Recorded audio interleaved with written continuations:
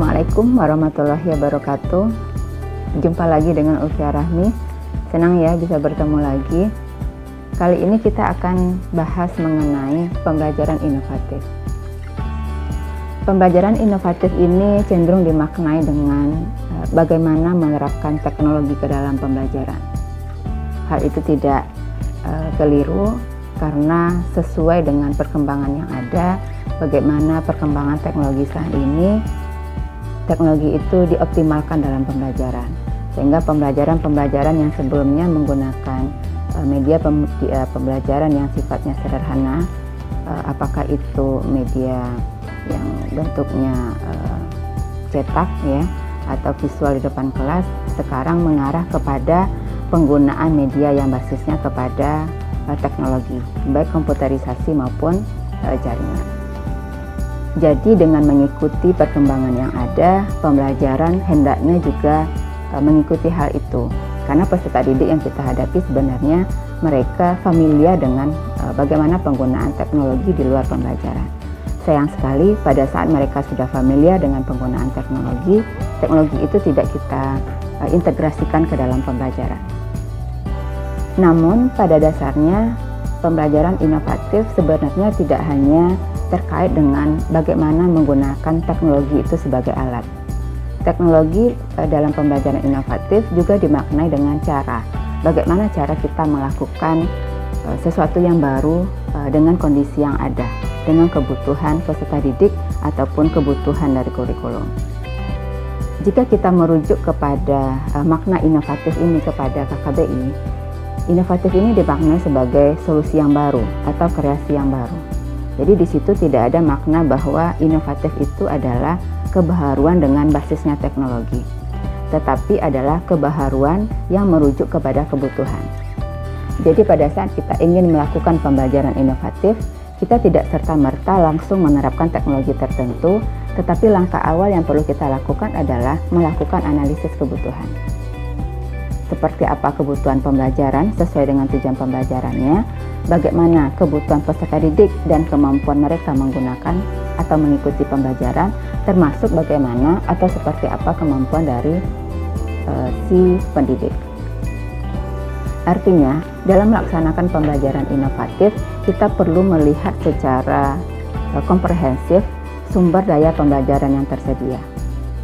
Meskipun si pengembang teknologi pembelajaran memiliki kemampuan untuk mengembangkan pembelajaran inovatif, tentu kita perlu melihat dulu bagaimana kesiapan tempat media atau pembelajaran tersebut diterapkan.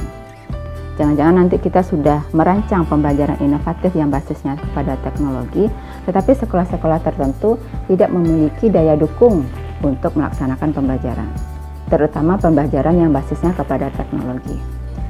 Jadi, dalam pembelajaran inovatif, teknologi itu tidak kita pandang sebagai alat, tetapi sebagai cara, bagaimana cara kita mengoptimalkan sumber daya pembelajaran yang tersedia untuk menciptakan pengalaman belajar bagi peserta didik kita. Nah, yang perlu ditekankan lagi adalah karena ada kata inovatif dalam pembelajaran ini, cenderung perancang pembelajaran atau pengembang media pembelajaran secara terpisah mengembangkan pembelajaran-pembelajaran yang menggunakan teknologi.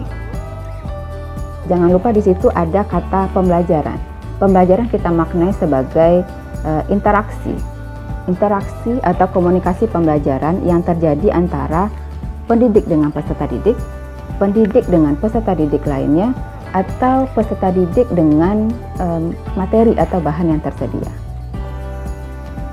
Jadi dengan pembelajaran inovatif ini kita tidak hanya bagaimana menggunakan alat itu di dalam pembelajaran, tetapi bagaimana memfasilitasi peserta didik ini dengan aktivitas-aktivitas yang relevan dengan tujuan pembelajaran untuk mereka memiliki pengalaman belajar tertentu.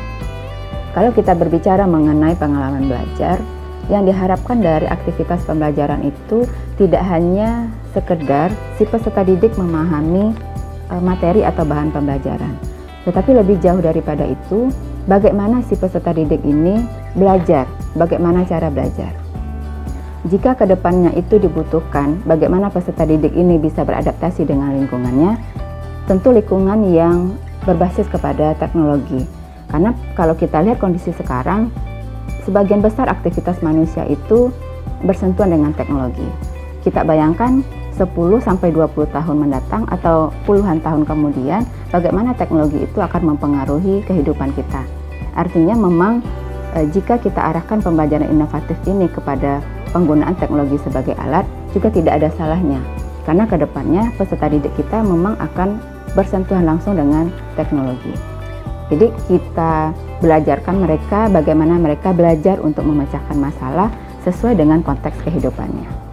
Namun terkait pembelajaran inovatif, teknologi sebagai cara, itu pada kondisi-kondisi di mana teknologi itu tidak tersedia.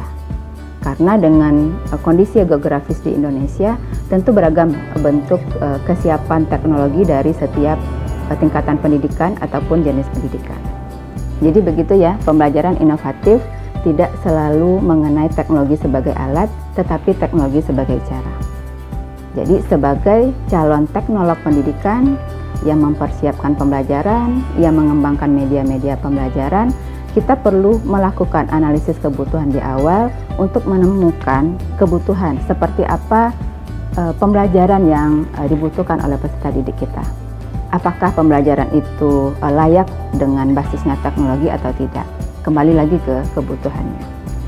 Tapi yang jelas, meskipun teknologi tidak bisa diterapkan pada tahap-tahap tertentu, teknologi perlu dikenalkan kepada peserta didik. Karena dalam tujuan pembelajaran ada beragam dimensi capaian pembelajaran. Ada tujuan pembelajaran itu yang mengembangkan pengetahuan dan keterampilan. Ada tujuan pembelajaran itu yang spesifik untuk memfamiliarkan penggunaan teknologi. Ada tujuan pembelajaran itu bagaimana berkehidupan sosial, dan ada tujuan pembelajaran yang mengarah kepada spiritualitas. Itulah pembahasan kita mengenai pembelajaran inovatif. Kita maknai inovatif itu tidak hanya kebaharuan, tapi ada kata pembelajaran di situ. Ingat, kita mesti menciptakan aktivitas dan interaksi untuk mereka membangun pengetahuan dan pengalaman baru. Demikian saja, mudah-mudahan video ini bermanfaat. Assalamualaikum warahmatullahi wabarakatuh.